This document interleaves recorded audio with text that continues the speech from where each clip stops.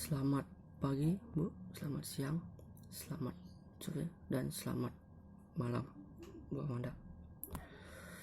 Di sini saya akan menjelaskan tentang pertanyaan yang Ibu kasih.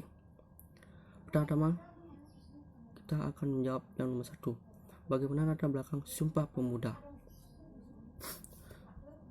Latar belakang Sumpah Pemuda, lahirnya Sumpah Pemuda adalah dalam rangka mewujudkan persatuan dan kesatuan antar organisasi kepemudaan yang sudah ada.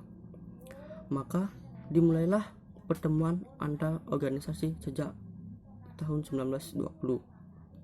Namun pada saat itu mereka belum menemukan solusi yang tepat karena berbeda intensitas pemikiran.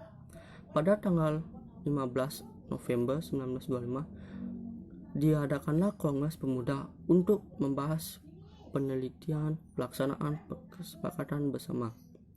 Dan pada tanggal 30 April 1926 organisasi pemuda berkumpul dan melaksanakan rapat Kongres Pemuda 1.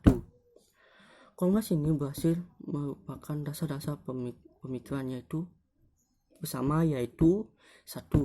Kemerdekaan Indonesia merupakan cita-cita bersama seluruh pemuda Indonesia.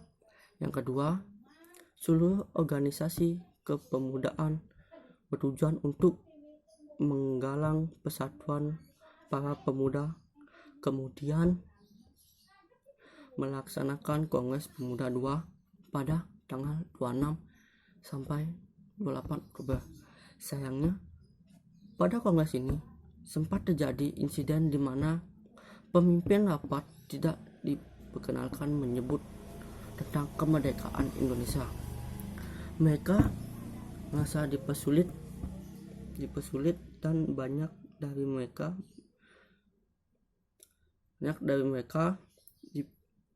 dipanjang dan diasingkan ke daerah terkecil. Pada 28 Oktober 1928, yaitu terakhir Kongres Pemuda Indonesia, akhirnya Sumpah Pemuda lahir. Muhammad Yamin membuat intisari seluruh isi kongres. Dari intisari itulah Kongres Sumpah Pemuda disetujui serta Kongres Sumpah Pemuda.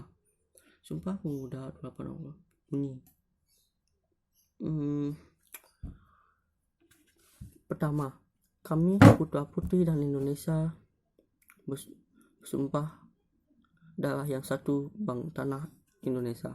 Kedua, kami putra-putri Indonesia mengakui berbangsa yang satu, bangsa Indonesia. Yang ketiga, kami putra-putri Indonesia menjunjung bangsa satu, bahasa Indonesia. Ya, kita lanjut. Yang kedua, bagaimana cara Sumpah Pemuda menjadi tonggak persatuan dan kesatuan? Karena Sumpah Pemuda merupakan awal mula terbentuknya organisasi-organisasi yang bersifat nasionalisme, yang pada awalnya lebih cenderung bersifat kedaerahan. Dan Sumpah Pemuda juga membuktikan bahwa kita semua adalah satu bangsa, satu tanah air, dan satu bahasa. Oleh karena itu, bahasa Indonesia digunakan sebagai bahasa persatuan bangsa yang tetap digunakan hingga saat ini. Kesimpulannya, karena Sumpah Pemuda begitu penting, hal ini dikarenakan Sumpah Pemuda merupakan tolak ukur terbentuknya rasa persatuan dan kesatuan bagi seluruh rakyat Indonesia. Kita lanjut yang ketiga. Jelaskan bagaimana kepenguatan jati diri bangsa Indonesia sebagai inflasi semangat Sumpah Pemuda. Ketika Anda Sumpah Pemuda dengan penguatan jati diri Indonesia adalah bahwa Sumpah Pemuda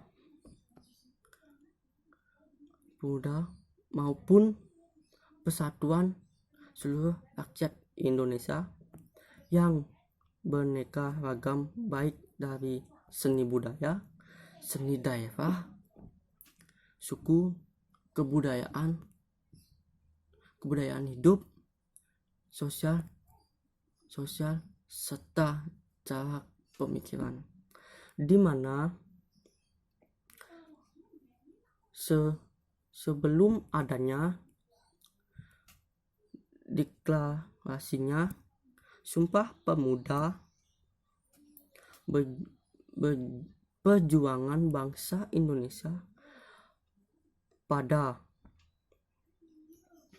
zaman dahulu hanya dilakukan hanya bersifat kedaerahan atau terpisah-pisah. Namun dengan adanya Sumpah Pemuda, maka bertujuan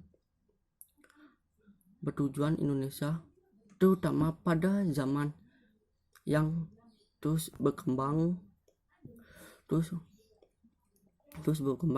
ini, jati diri bangsa Indonesia sebagai satu kesatuan akan mudah dipengaruhi oleh pengaruh dunia luar yang bersifat merusak bangsa Indonesia sebagai satu kesatuan. Nah, itulah penjelasan dari saya. Sekian dan terima kasih kalau ada salah kata.